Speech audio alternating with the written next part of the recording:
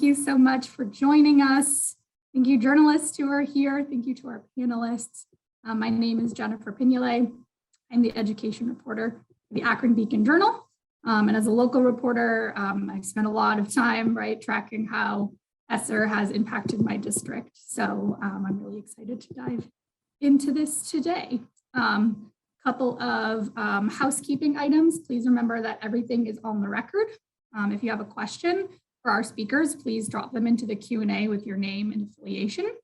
You can ask your question at any time in the chat and we will get to them during the audience Q&A at the end. We will be putting the link to an evaluation survey also in the chat, so please complete it. Your feedback is really important and helps us improve and figure out what's working and what more we can offer for EWA. So, ESSER is one of those things that has a pretty wonky name to it, and it doesn't always get the full attention it needs. These guys are going to give you a really good overview. As a quick frame of reference, when we talk about ESSER, we're talking about, there were 3 rounds of it. There was stimulus funding from 3 different rounds of action taken by Congress. The biggest chunk of this being the American Rescue Plan. And that's the biggest chunk that we're going to focus on today. And we're also going to focus here on what state agencies are doing with the money. So with that, I'll introduce our speakers. Peter Zamora is the Director of Federal Relations and Policy at CCSSO, and Austin Estes is the Program Director of the COVID Relief Data Project, an effort published in August of 2022 to research and analyze how states are using federal funding appropriated to state education agencies through the Elementary and Secondary School Emergency Relief Fund, or ESSER. So Peter, I believe you're up first. Thank you very much, Jennifer, and it's great to be with you all. We have a few slides to go over here, so I don't know if we can advance to the first slide.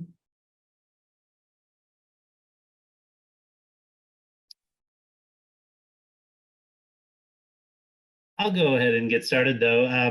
I'm Peter Zamora, as Jennifer said. I'm the Director of Federal Relations at the Council of Chief State School Officers. And for those who may not be aware of CCSSO, we are a long-standing organization founded in 1927 in Washington, D.C. And we are the nonprofit, nonpartisan membership organization for state chiefs and state educational agencies in all 50 states, D.C., the extra state territories, Bureau of Indian Education, and the Department of Defense education activity. And we support states through leadership, advocacy, and technical assistance.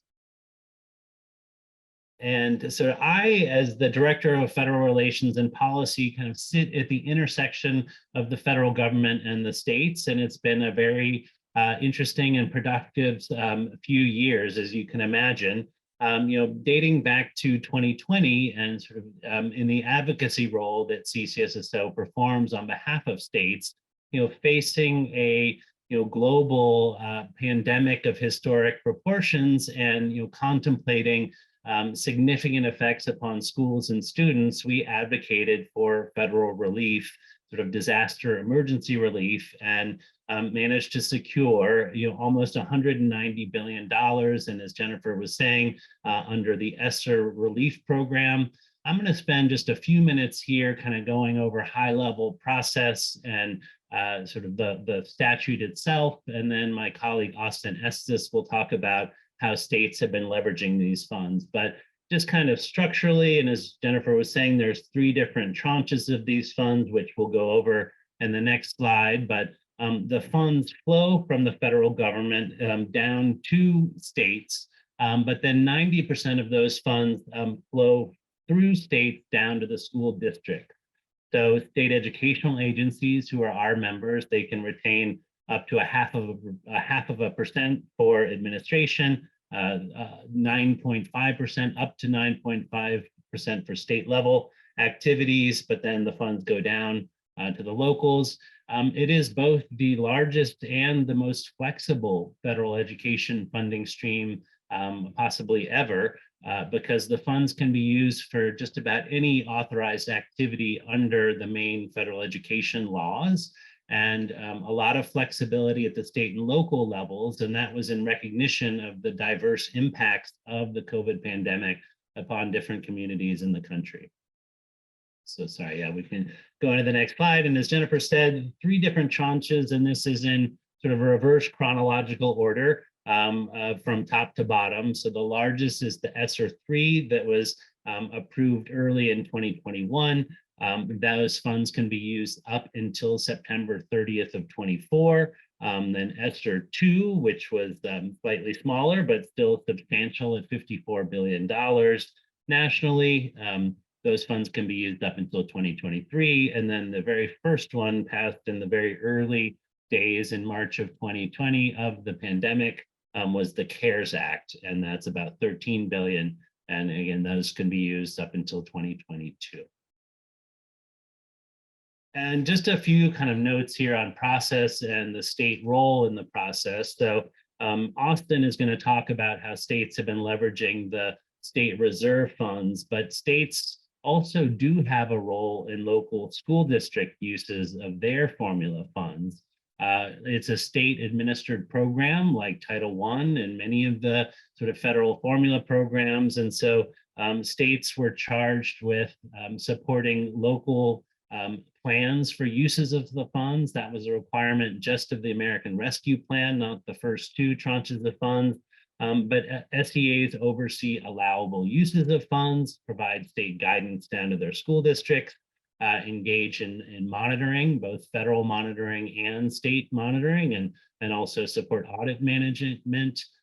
There are substantial federal reporting requirements that attach to the ESSER funds, and so states manage that process, and then also have a role in potentially applying for additional time to liquidate funds, which we'll talk about a little bit here more in a moment. So sort of under the express terms of the statute and the accompanying guidance, state educational agencies and states kind of writ large cannot dictate specific uses of the local funds, but are charged with making sure that local uses of funds are fully compliant with all applicable rules.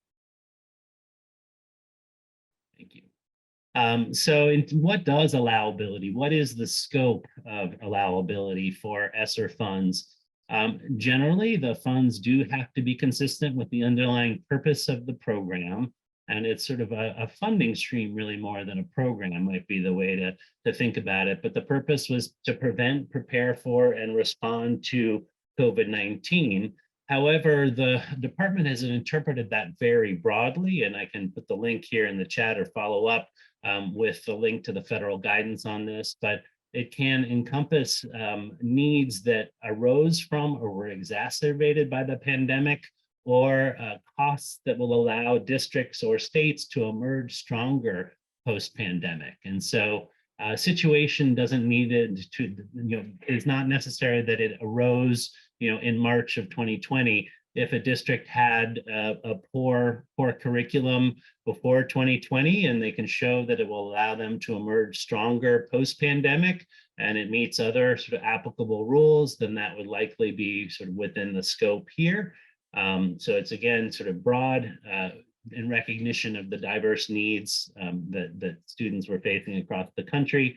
And then generally the 3 different tranches of ESSER funds can be used in ways that are consistent with each other. There are required reservations of the ARP funds, both at the state level and the local level. And then again, Austin will talk a little bit more about what we're seeing in terms of state uses of these funds. A couple of quick notes that I think would be sort of relevant for your thinking about reporting here. In terms of the timeline and the process and the data sets. So currently, LEAs can access all 3 tranches of the funds, but the way in which locals actually get the dollars is that that LEAs would spend or commit state and local funds, so non-ESSER funds, and then submit documentation to the states on a regular basis in order to get reimbursed with the ESSER dollars. So it's a reimbursement process, and that allows for sort of greater state control and state assurances around allowability, but that does result in a lag time in terms of federal reporting. So if you go to the U.S. Department of Education's website, what you will see is really old data that doesn't reflect the sort of current state of expenditures at the local level, because that captures this kind of last stage of the liquidation process. But funds may already be committed either for salaries or for contracts or purchase orders. But until those funds are actually liquidated, they don't show up in a federal data set. And so, there is right now no sort of perfect national data set that will give real-time data on, uses of funds in every district in the country. And I think that's both, a challenge and potentially an opportunity for reporters here. I think just another quick note is around the sort of end timing. So I noted in the earlier slide, the September 22, 23, and 24 deadlines for obligation. The Department of Education, the US Department, in September of last year announced a process for the extended liquidation of the CARES Act funds. That would essentially, in recognition that there have been supply chain issues and labor market issues that have frustrated some school districts in particular from being able to carry out the plans that they negotiated with their local communities. The department has presented a process for extensions on liquidations. It's, without going too much into the details, it's been a very challenging process for states thus far. The department has yet to announce whether that process would be available or a different process for ESSERs 2 and 3, which are the bigger tranches of funds where likely there are larger effects of labor market and supply chain issues. And then another kind of technical but important issue that's arisen sort of in our practice here at the federal level has been, can a state or a school district sign a multi-year contract right near the end of one of these obligation windows? And the department has released some guidances that say that states can, at their discretion, provide for multi-year contracts that go past 2024. But this is a very common audit finding. And so we're seeing some states are sort of skeptical as to whether they really have that authority. And so it's a topic of great interest for us at CCSSO and certainly for states as well. So I think with that, I'm glad to introduce my colleague, Austin Estes. Austin. Thank you so much, Peter. I'm excited to be able to join you all today on today's webinar to talk about our COVID relief data project and what we've been seeing at the state level and how states are using their 10% state set aside under the ESSER program to support statewide pandemic recovery efforts. We launched this project a little over a year ago in order to document, analyze, and report information on state level ESSER spending. And we've worked to track down public records and verify that information with state education agencies to build a comprehensive national database of state-by-state ESSER spending trends. And this has helped us get a snapshot of how states are prioritizing those funds and also identify evidence of impact and promising practices from across states as states learn from one another and support one another in this in our national recovery effort. Our website at ccsso.org/ESSER funds includes some of the aggregated national data from this project, as well as some state examples and evidence of impact that we've collected from our work with states. As Peter just explained, states, districts, and schools collectively received $190 billion through the ESSER program to support COVID relief efforts. 10% of that amount, so this little sliver that you see in the pie chart here, can be reserved at the state level to be used by the state education agency. And so our analysis focuses on that 10%, which amounts to about $19 billion total across all three rounds of funding. And while the money at the state level is very flexible, just like the local money, as Peter mentioned earlier, the funding that was authorized through the American Rescue Plan, so the third round of funding, has specific requirements for use at the state level. So state education agencies are required to use 5% of the total ESSER allocation to support learning loss. They're required to use 1% for after school and before school programs and 1% for summer learning. So first, to understand how states are prioritizing the use of their ESSER state set aside, it's important to understand the different contexts within different states. And every state is different. They have their own rules and processes for budgeting and spending federal funds. So I want to quickly highlight a few trends in different approaches that states have been taking. In a number of states, the state legislature authorizes the state education agency to spend federal funds. This is often a formality, but with the ESSER money and the amount of money that was received through this program and the urgency around the pandemic relief effort, we saw a lot of state legislatures lean in and play a more active role in partnership with state education agency leaders to identify specific priorities for funding, for budgeting that money. So for example, in North Carolina, the state legislature budgeted the state's ESSER reserve. We also see a number of states where the State Board of Education has played an active role in budgeting and approving expenditures and grants that are made through the ESSER state set aside. So for example, in the state of Kansas, awards of $10,000 or more are approved by the State Board of Education. So that ensures that there is coordination and collaboration with other public officials in the state in determining how to use those funds. And then finally, there are some states where the state education agency has a lot of autonomy in deciding how those funds would be used. We saw the American Rescue Plan ESSER plans that were submitted shortly after the American Rescue Plan funds were made available, outline states' priorities, whichever camp states fall in. Those plans kind of outline the state's priorities for the recovery effort. But in this last category of states, we often see them partnering with stakeholders in their states, partnering with other public officials to ensure that there's kind of that public feedback process for identifying priorities. Peter also mentioned earlier how the looking just at expenditures is lagged due to the reimbursement process and the procurement process in many states. So through our COVID relief data project, what we've decided to focus on is state level commitments of funds. So we're interested in understanding, has the state made a contract with a specific vendor or organization and is legally obligated to spend those funds? Has the state made a subgrant out of its state's set aside?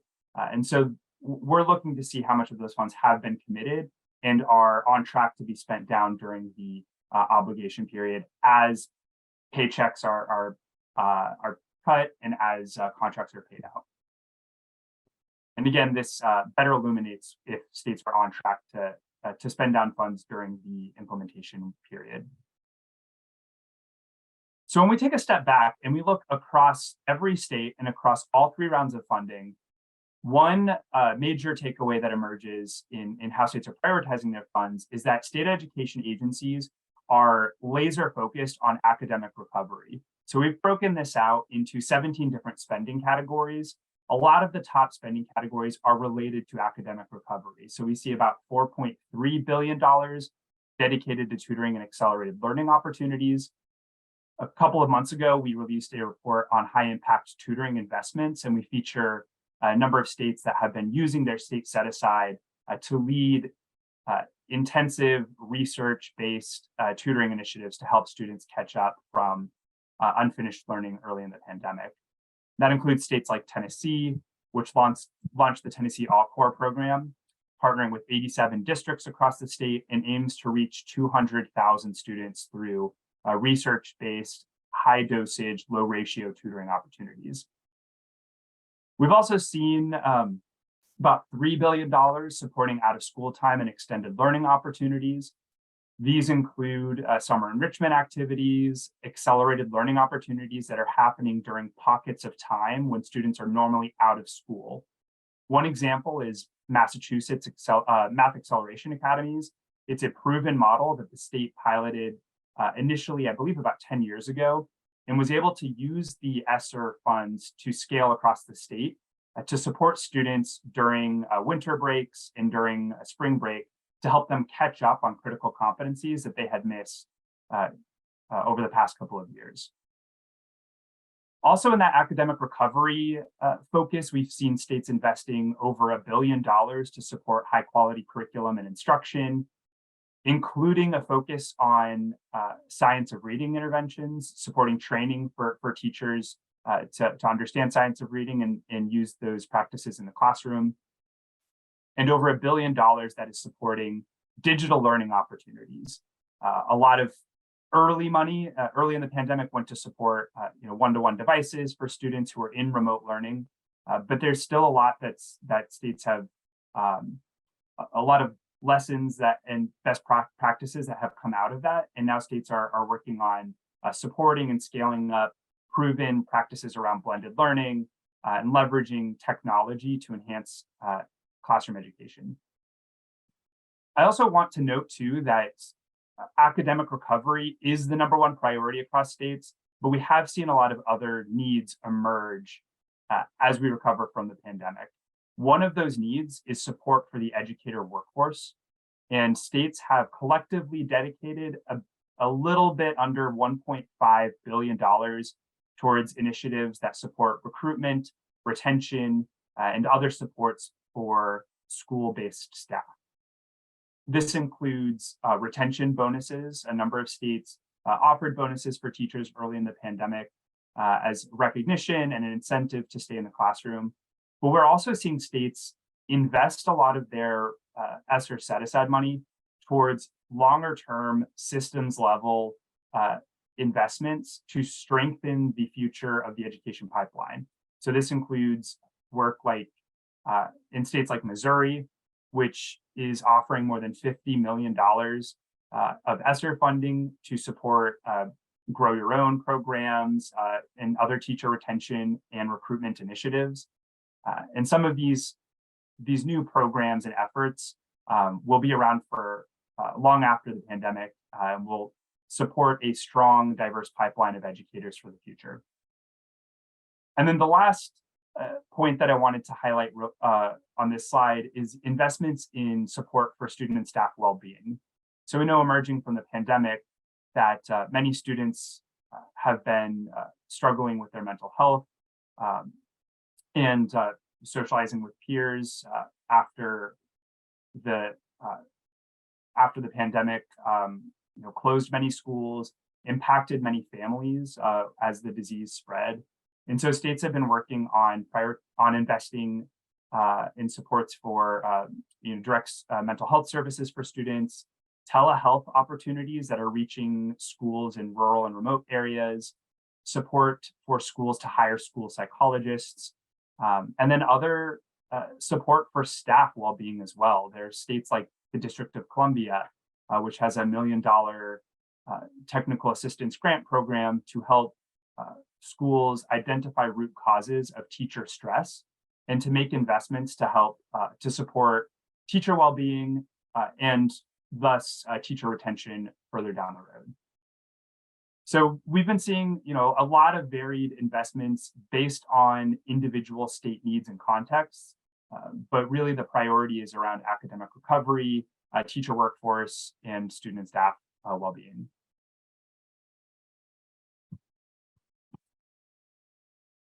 These investments are also starting to pay off.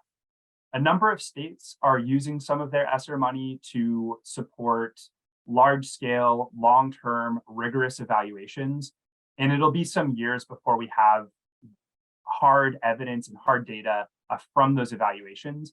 But in the meantime, there's a number of data points on interim outcomes from these programs and interventions that are demonstrating the impact that these funds are having in classrooms today. So just to quickly highlight a few examples, in Colorado, the state's high impact tutoring program has provided an additional 35,000 hours of tutoring for students across the state since 2021. In Nebraska, the state partnered with Zern Math, which is a math acceleration program. And they conducted a quasi-experimental study that showed that students who frequently used that program experienced academic growth in math 2.5 times greater than their peers who were not frequent users. In Missouri, the state launched a post-secondary advising initiative, and participating schools saw a 10.5% increase in college enrollment rates, and as much as a 14% increase in select sites, which is a particularly relevant statistic. If we look at college enrollment rates during the pandemic, they have yet to return to pre-pandemic levels. So the initiatives like this are helping students, helping support students as they transition from high school to college. In Connecticut, the state is using some of its ESSER money to create a research collaborative in partnership with universities and colleges in the state. And one of the top research areas that the state is looking into is the impact of summer learning programs for students that are participating. Early evidence from those evaluations show positive impacts for students. They've demonstrated increased student attendance, greater excitement for the return to school, and gains in academic and social emotional learning for students who are participating in those summer learning opportunities. And then finally, in Illinois, social emotional learning hubs that the state is funding through its ESSER set-aside have provided services to over 1,000 schools across 371 districts statewide. And Illinois is a state that has been making a lot of investments to support student and staff well-being. So that is one of those investments. There are several other examples of ESSER impact, and we're going to continue to collect this information and share it on our website at ccsso.org/ESSER funds. And many states have also been sharing out reports and fact sheets and information about their ESSER investment. So I'd encourage you to look at your state education agency's website as well to see if they have information on ESSER impact. On my last slide, I just want to briefly touch on a topic that we've been hearing a lot about, which is as we're approaching the September 2024 obligation deadline for the American Rescue Plans, there are a lot of questions around what happens next, what happens after September 2024.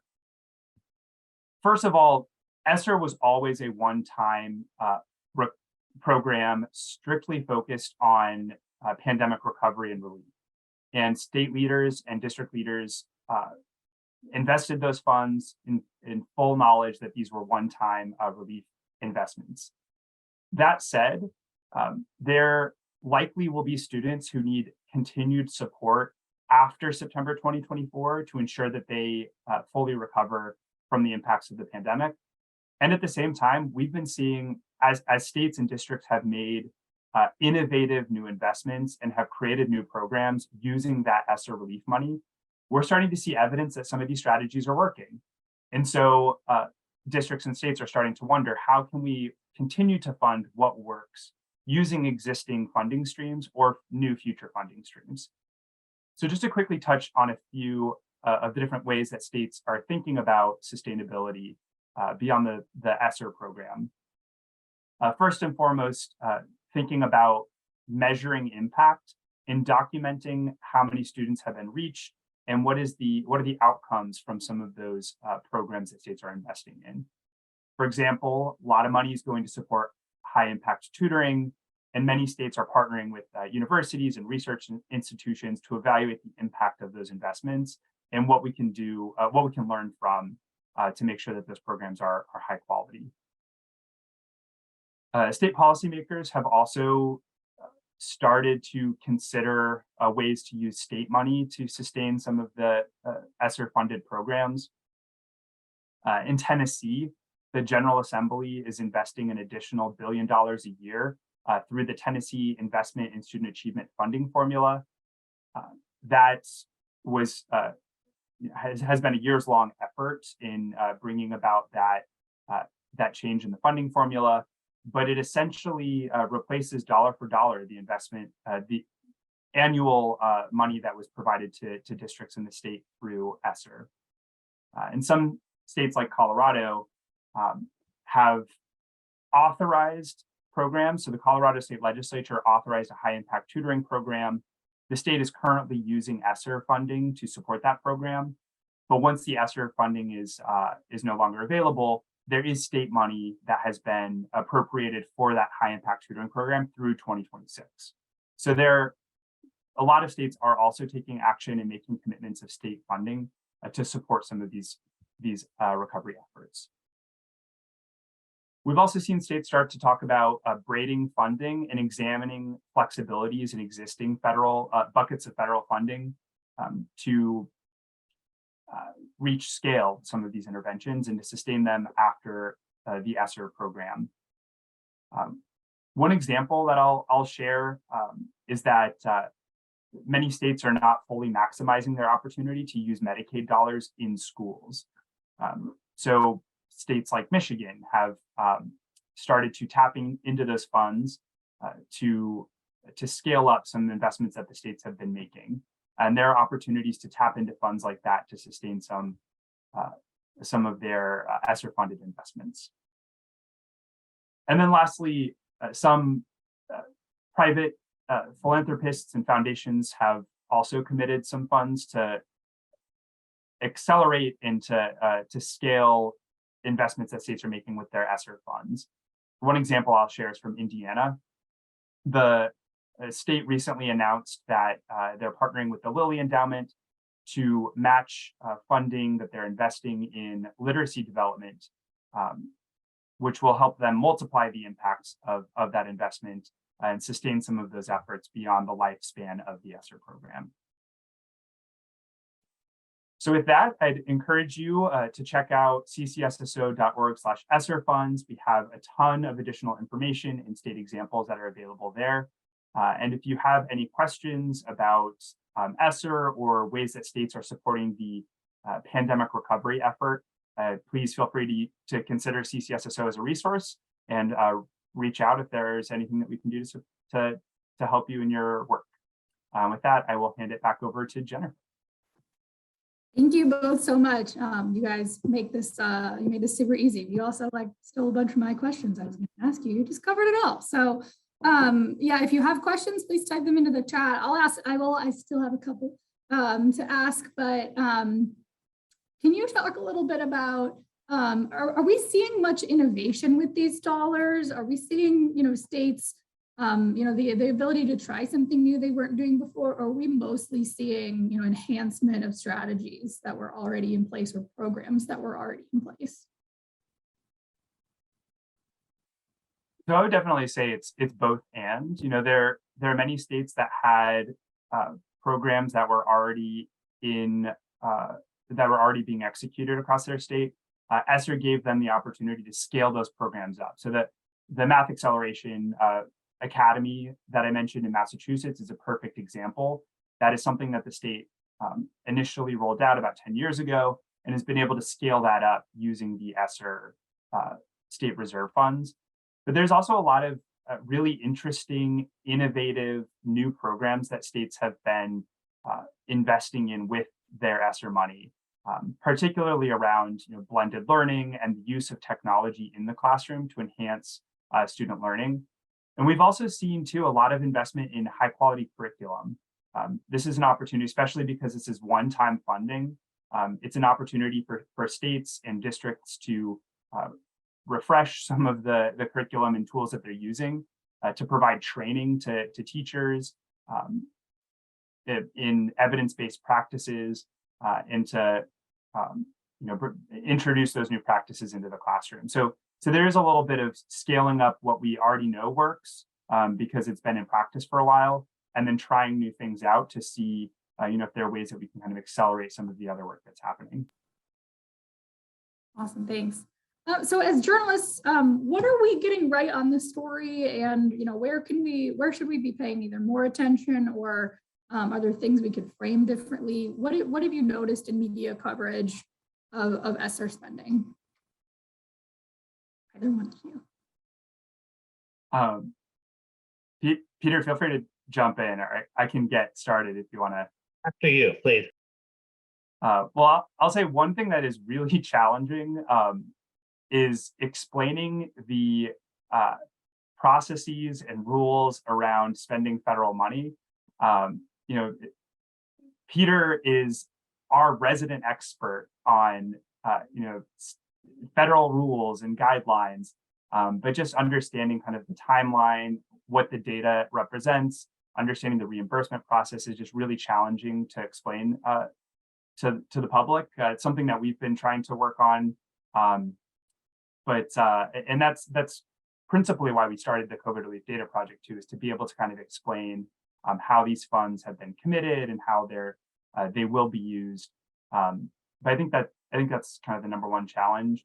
But really, you know, there's so much work that's happening across the country. There are so many innovative, impactful investments that states and school districts are making. And I always love reading those stories, you know, being able to hear from voices on the ground, from teachers, from students that are benefiting from the recovery funds. Peter, is there anything that you would add to that? Yeah, no, I think you got it right. And I mean, as you said, just the complexity of the process, I think there's been sort of a general understanding, well, Congress appropriates money on one day and then the next day, you know, kids receive the benefit of those services. But in fact, there's a whole lot of mechanics and oversight that has all been put in place over the years for very good reasons to ensure appropriate stewardship of federal funds, to, you know, reduce waste, fraud, and abuse. And so there are some mechanics, and I think it's gotten much better recently. But I think in the early days of the pandemic and the early days of these funds sort of hitting the ground, there were a lot of stories about what appeared to be the slow pace of spending. But then that was really why I highlighted there just the lag in the federal reporting, that it's like looking at the light from a distant star. It actually burned quite a while ago.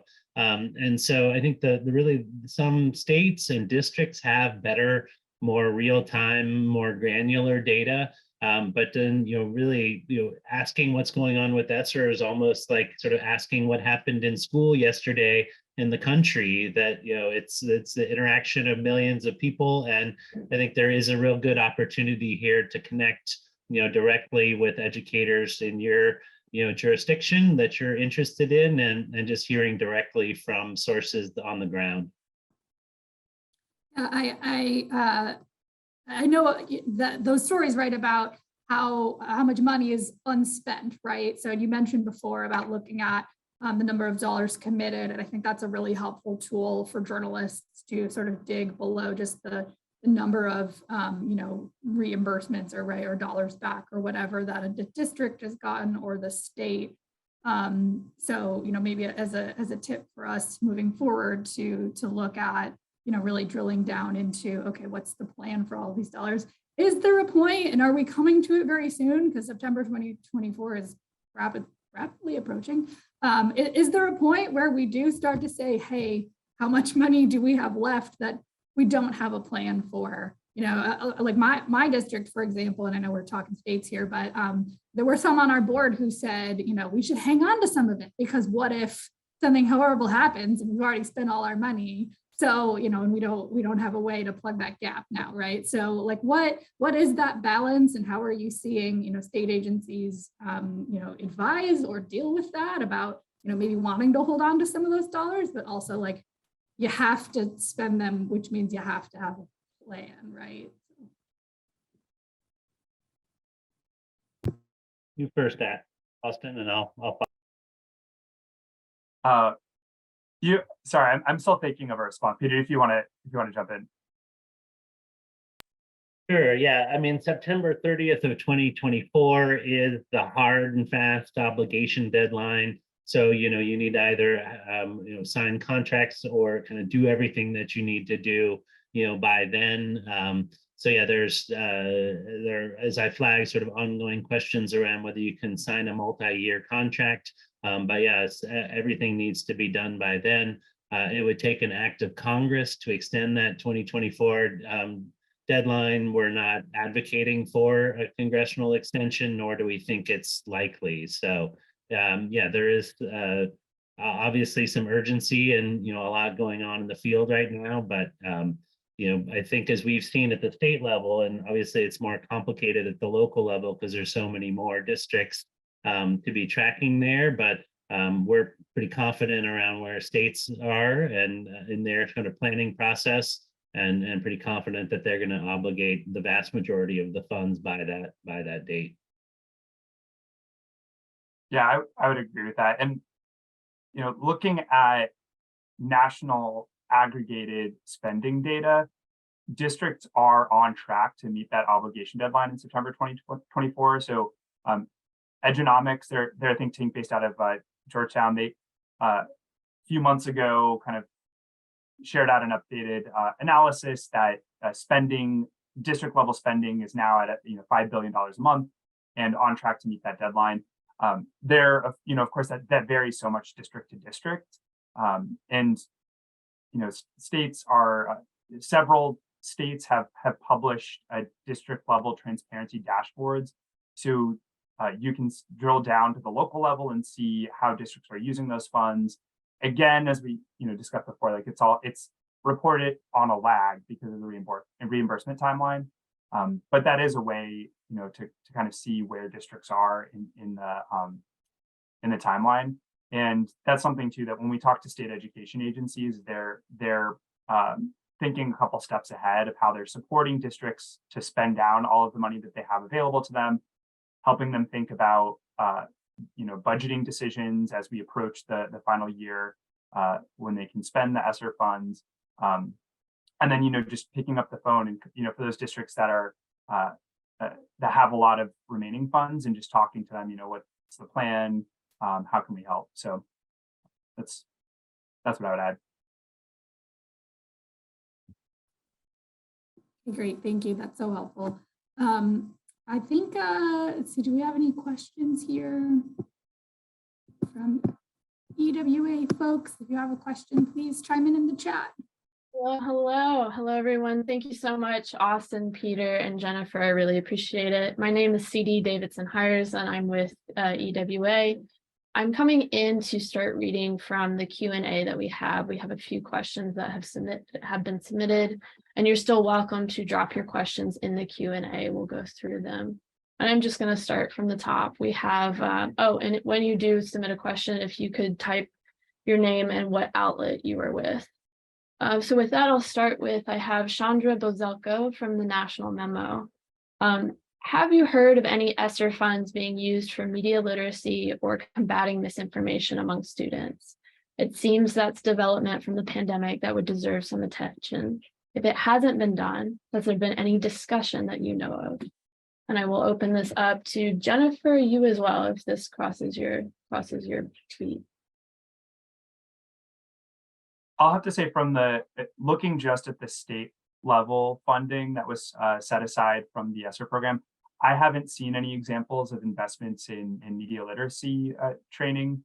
That doesn't mean that it's not happening. I don't have a line of sight on the local district level spending, but states are almost singularly focused right now on academic recovery. So a lot of the money is supporting, math interventions, reading, tutoring, things like that. So there isn't anything that comes to mind for me. I haven't heard either, but I'd be so interested if there was.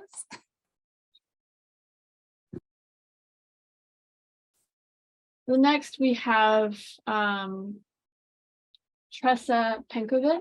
I'm not sure what outlet, but great work, CCSSO. Wanted to clarify that I heard correctly that you have analyzed 18 billion of the ESSER funds. And are there states that just aren't spending? We hear anecdotally often that just a fraction of the funds are being utilized. So if either of you could address that. Yeah, I can talk about the work that we've done with the COVID relief data project, and then Peter, if you have any thoughts, feel free to jump in. But for our project, it's a very labor-intensive work. Since we have been trying to find evidence of commitments, a lot of this is looking at contracts that have been approved, looking at state budgets, trying to track down information state by state. So when I say that we've been able to analyze 18 billion, which this amounts to 97% of the total amount that was allocated to states. There's still some that's missing, but that's not because it's not being spent. That's just because we're still trying to track down all of the money. It's a considerable amount of information to find. I do not. I'll say there are no states that just aren't spending. This is all, there are different timelines. It's all a work in progress, but the money is being spent. The state level money, at any rate, which is what we've been looking at. Every state has a plan. They've been responding to the needs of their states and communities and developing those plans, and the money is being spent down. Peter, is there anything that you would add to that? Yeah, and I would just add that, yeah, I've come to sort of view a lot of data sets out there with some skepticism, really not, because of structural issues that, for the most part, they're capturing liquidations and not commitments. And so, for example, if a state or if a school, or I mean, a state for the purposes of this question, has hired some short-term staff, they have committed those funds, they have a contract, they have an obligation, but they're liquidating them on a monthly basis as they pay the salary of that individual. So, if we're only looking at liquidations, it would seem like, that entire cost has not, been spent, but in fact, it's been committed, and then it will be, liquidated and then captured in data sets, as the salary is paid. So yeah, it's more of a sort of a data issue and just a challenge with collecting kind of real-time data with, in every district in the country has proven to be super challenging.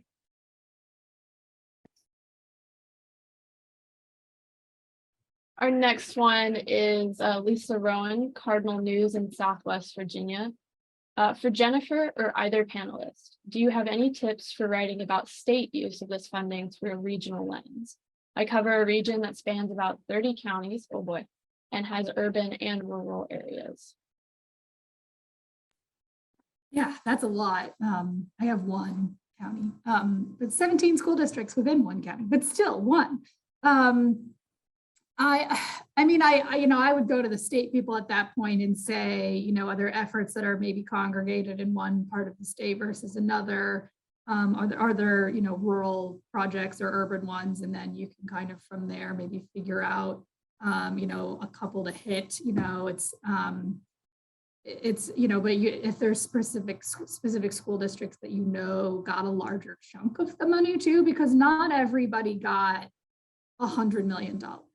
Here in Summit County, Ohio, Akron Public Schools got $96 million, but most of the districts got a couple million, 10 tops. I mean, it's not, it's in line with, their Title I funding. So districts, who have a higher Title I population are likely going to have more ESSER dollars. So you can kind of narrow it down that way, and just maybe do a little survey of those districts who hopefully are doing some reporting out on how they are spending the money.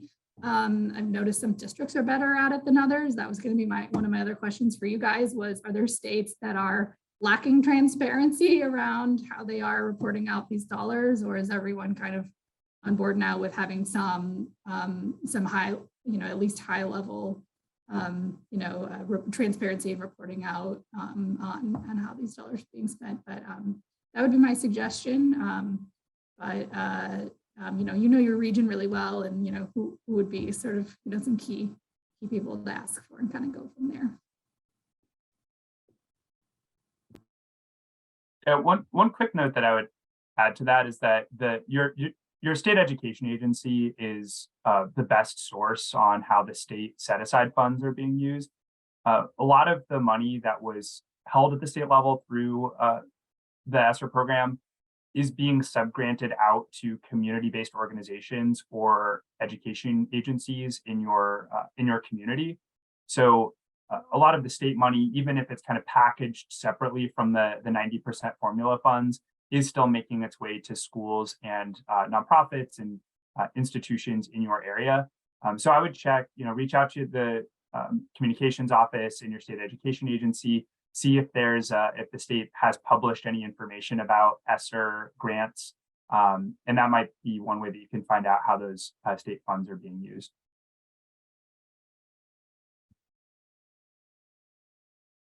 I'm going to make a quick plug for tomorrow's conference in the Great Lakes area and ESSER funding as well, that in the morning we are having a discussion about data that exists specific to the Great Lakes region, but as it's a region, how to approach it, as well as data that is available and how to go about finding it to assess the health of the region. So if you want to join, as well as if you join by 9:05 a.m. Eastern time, coffee is on EWA. So I'll make that quick plug. Our next question comes from Kate Payne with WLRN Public Media in Miami. She says, I came in late and may have missed this, but have you all noticed any clear misuse of funds? Any advice for us on how to monitor for improper use of this money? Yeah, I'm glad to take this one. So, there's a tremendous amount of federal oversight of states and districts, and then state oversight of districts and other entities that received ESSER funds.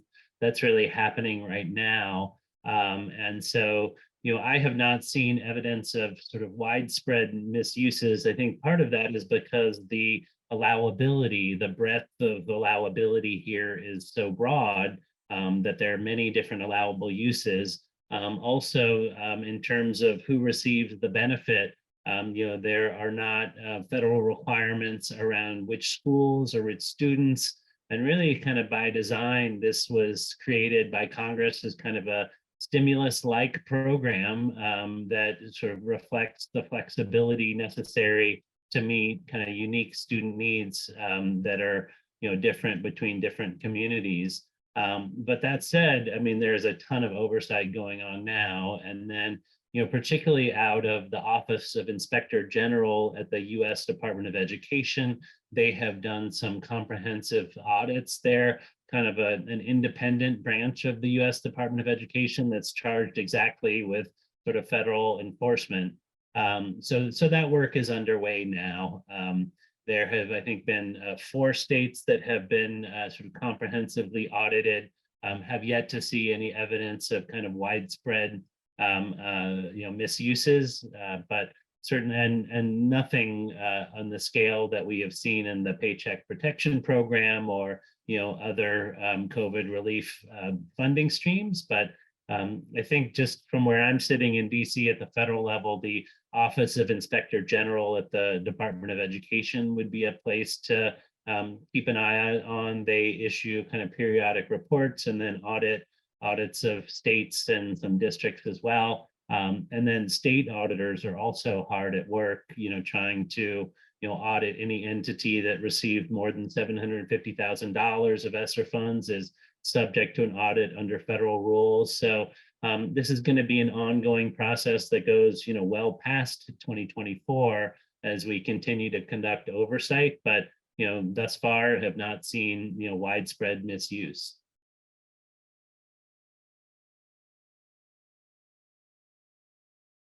And our last question, Jennifer, I think you are best positioned to answer this one, is from, oh, wait, we have another one. So we have 2 more. But we have from Diana Dombrowski with what I believe is IOHUD, the Journal News. What's the best way to find district level spending plans? Is anyone tracking that, or do we have to get that from districts individually? For context, we cover 70 districts across 3 counties, just north of New York City. So that presents a challenge. And I'm going to very quickly plug tomorrow's conference again, because we will be talking about district level spending as well. Yeah, mostly I've used district level plans. Like I've gone to the districts directly. My district here has made it fairly easy. There's a dashboard for it, so I haven't had to hunt down too many plans. But to our 2 panelists, I'm wondering, because there is a state oversight piece here, are the states collecting information district to district in any way that is manageable for journalists to see and request, or is that available to us in a comprehensive yet? Yeah, I believe that states, and I was on the New York State Department of Ed website here trying to find, I think that states for the most part have made available, have posted some of the LEA, ARP, ESSER plans, but I think that the caveat on that would be that's kind of a snapshot in time from 2021. It's sort of forward looking. So again, it wouldn't necessarily give you kind of a real-time picture of what's happening now. It's kind of a statement of intent at the beginning, sort of prefatory to receiving the ARP funds. And I wasn't able to find it on the New York State web, but for the most part, you can access them. I was finding on the website, and per Jennifer's point, there are some districts that got a lot more funds than others, and you can find the LEA allocation levels on most SEA websites. And so, focusing upon those with the larger allocations probably would make sense.